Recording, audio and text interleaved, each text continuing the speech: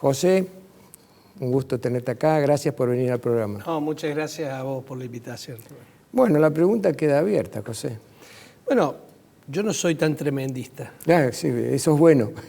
Bueno, yo soy un hombre de fe y creo siempre que en algún momento se deberían revertir las cosas. Sí, obviamente veo con preocupación el presente y con incertidumbre el futuro cercano. Pero creo que la clase dirigente en algún momento va a tener que reaccionar frente a la presión que la propia sociedad va a ir generando para tratar de volver a aquellos valores que hicieron a la Argentina que sea un país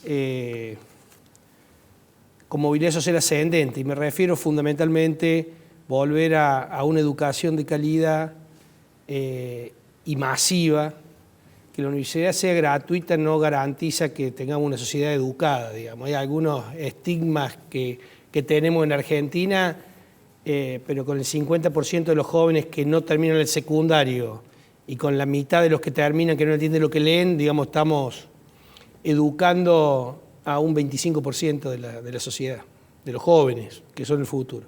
Así que creo que de la mano de la educación, de la mano del emprendedurismo, de fomentar el trabajo y el espíritu emprendedor que felizmente todavía tienen muchos empresarios en Argentina, se puede salir.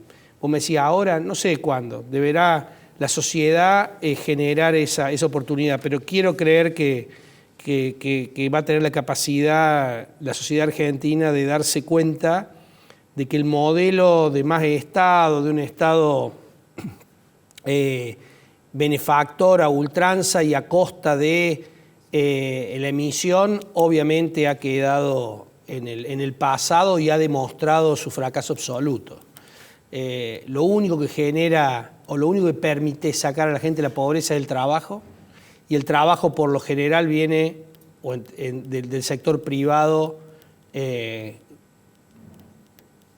Los subsidios simplemente o los planes simplemente sirven para que la gente no sea indigente, pero no la sacan de la pobreza. Así que prefiero tener la visión optimista, aunque estoy muy preocupado por el presente de la Argentina, porque al problema económico, con esto te cierro la idea, un problema estructural muy grave que tiene Argentina, que lo viene acarreando hace varias décadas, se le suma un problema político sin precedentes, digamos, una coalición gobernante completamente dividida y donde el sector mayoritario ataca de manera despiadada a los funcionarios que deberían estar generando medidas para tratar de aliviar una situación económica muy penosa que de la mano de la inflación erosiona los ingresos tanto de trabajadores formales como informales.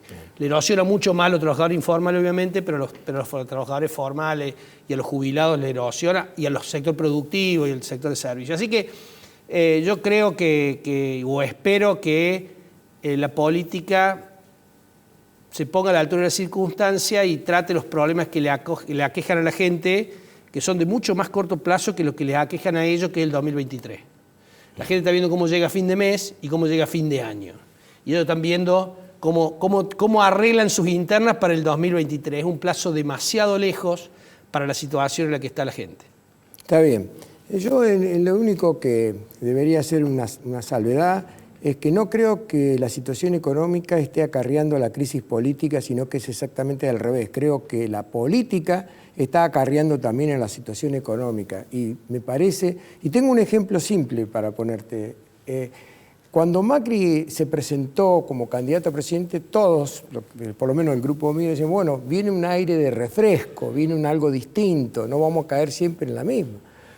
Y yo me recuerdo que vino Macri a Córdoba varias veces antes de ser presidente y trajo a varios de quienes iban a ser sus ministros. Entre ellos, este joven Esteban Bullrich, que lamentablemente ahora se ha tenido que retirar de la política por el ELA y todo eso. Yo lo entrevisté 3 o 4 veces a Esteban Bullrich, ilusionado, porque él venía y me hablaba de sus viajes a Finlandia, que estaba copiando el modelo finlandés educativo para poder transponerlo acá a la Argentina. Bueno, yo estaba ilusionado porque si cambiábamos la educación empezábamos a cambiar el país. Sin embargo, cuando ganaron las elecciones y fue ministro de Educación, lo primero que hizo fue empezar a preparar su candidatura como senador en la provincia de Buenos Aires. Y yo me quedé, no podía entender porque me parecía que era una persona seria. Entonces, la política es, me parece a mí, con el perdón de Aristóteles, que en su famoso libro La política explica cómo se puede poner la política al lado de la moral y todo eso. Lamentablemente tengo que decir que don Aristóteles se equivocó, porque nunca estuvo cerca de la moral en la Argentina la política. Y este ejemplo que te acabo de poner muestra de que la crisis política es muy profunda en la Argentina, que arrastra a una crisis social, porque la falta, salvo la 1426 de Sarmiento, nunca más después se hizo nada por la educación en la Argentina. Sí, yo tal vez no me di a entender. Yo no dije o no quise decir que la situación económica genera una crisis política. Digo que a la situación económica estructural de vieja data se le suma una crisis política sin precedente. Y la política tiene la posibilidad de generar confianza y certidumbre, o de generar desconfianza e incertidumbre, como pasa ahora. En economía, nada es posible si prevalece la desconfianza y la incertidumbre. Hay dos condiciones necesarias para que un plan económico, una medida económica tenga efecto, y es que tiene que tener credibilidad y confianza. Hoy la Reserva Federal subió 0,75 la tasa, y uno podría esperar, la miércoles, y el mercado esperaba eso. Sí. Pero el presidente de la Reserva Federal tiene confianza y tiene certidumbre. Entonces digo, el horizonte que esperan los analistas es el que se termina dando.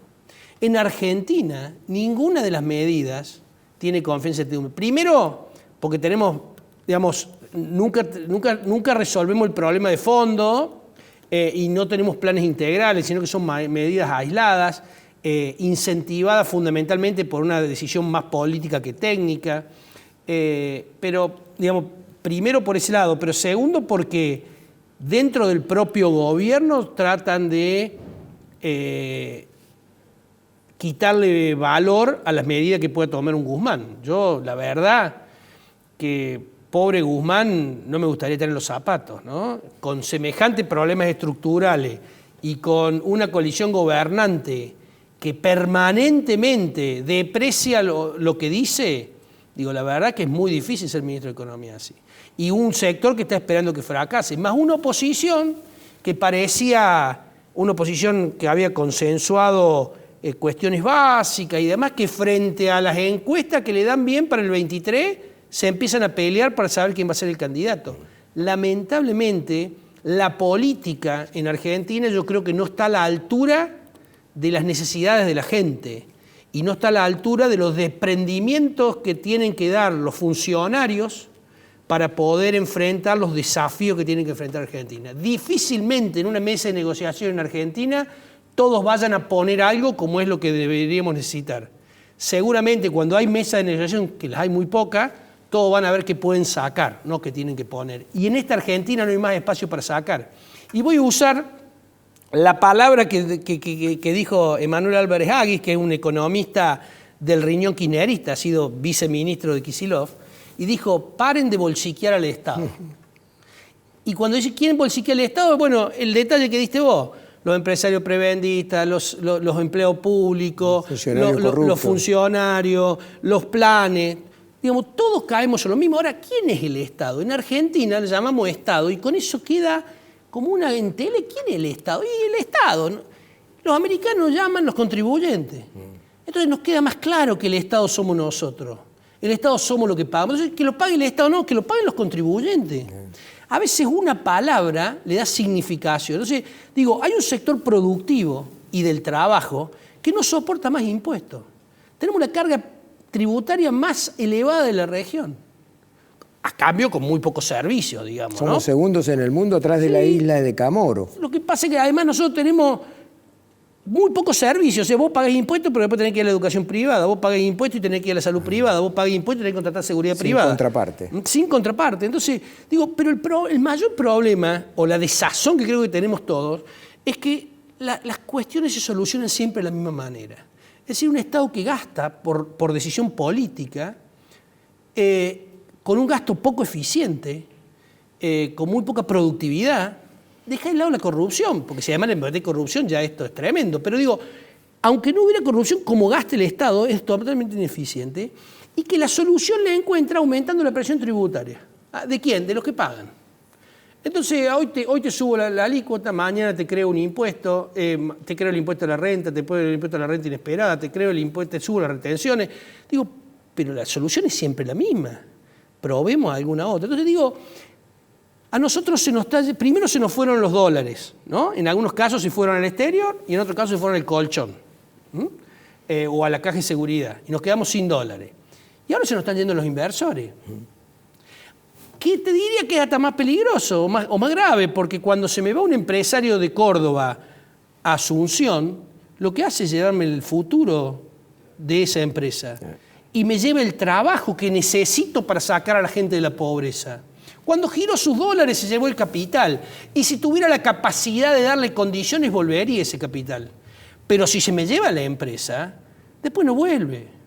Y cuando descubre que Paraguay además le da exención impositiva por 10 años, tiene un impuesto a la renta mucho más bajo, las leyes laborales son compatibles con la realidad laboral y no leyes que protegen únicamente al que tiene trabajo, pero no permiten generar trabajo nuevo. Digo, tengamos cuidado porque yo te diría que la peor deuda que tiene mi generación es que no hemos podido generarle a nuestros hijos un futuro viable o alentador. Por eso se van.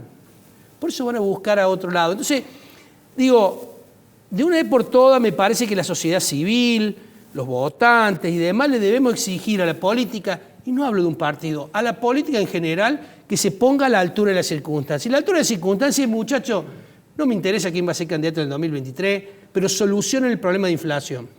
Porque la inflación hoy la tenemos entre el 70 y el 80% a fin de mes si se hacen las cosas bien. Y si no, se va a 3 dígitos. Ninguno va a ser político, ninguno va a ser gobierno si tiene una inflación de 3 dígitos, y va a quedar muchísima gente en el camino, y fundamentalmente los que menos tienen. Y no me engañen con que este fin de semana largo van a salir 2 millones de turistas. Sí, 2 millones de turistas que tienen la suerte de poder comer todos los días, educarse todos los días, viajar al extranjero. Pero la mayoría, va a haber seguramente mucho más de 2 millones de chicos que no se van a poder educar ni alimentar. Entonces, digo, pongamos las cosas en perspectiva, en realidad. Le exijamos a la política que solucione los problemas de la gente y que no dejen de marear con que este es malo, este es bueno, este... No. La política, porque si no lo soluciona la política no lo puede solucionar nadie. Esto es lo perverso del sistema. Nosotros necesitamos que la política funcione para solucionar los problemas de la gente. Vos sabés que vos recién empleaste el tema de la política desde el punto de vista de que tiene sus problemas, la oposición. Yo creo que una vez un tipo dijo, bueno, me quedan 2 minutos, me avisan, así que breve. Un tipo dijo, se está produciendo un sinceramiento de la política, de la economía.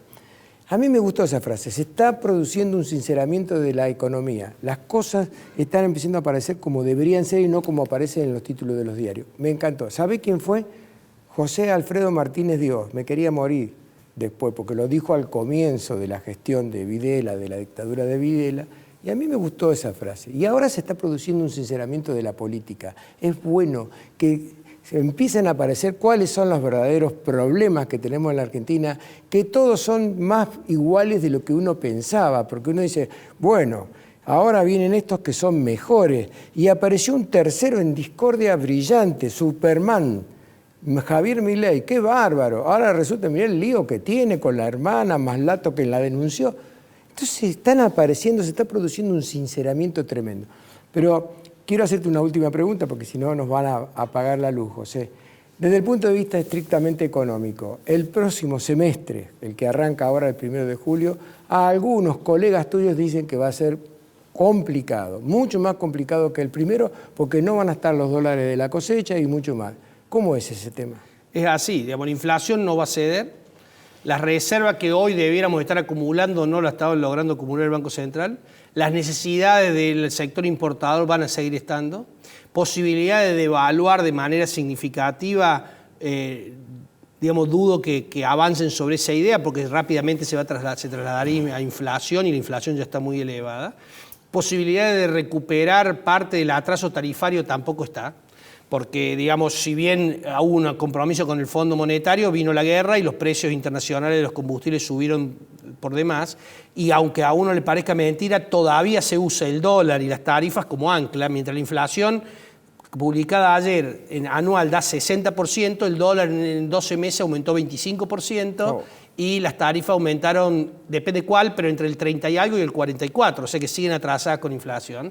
En realidad no hubo un aumento de tarifas, sino que hubo una actualización de tarifas que hacía 2 años no se actualizaba. Así que el panorama es complicado. La mayor preocupación obviamente está desde el punto de vista de las reservas.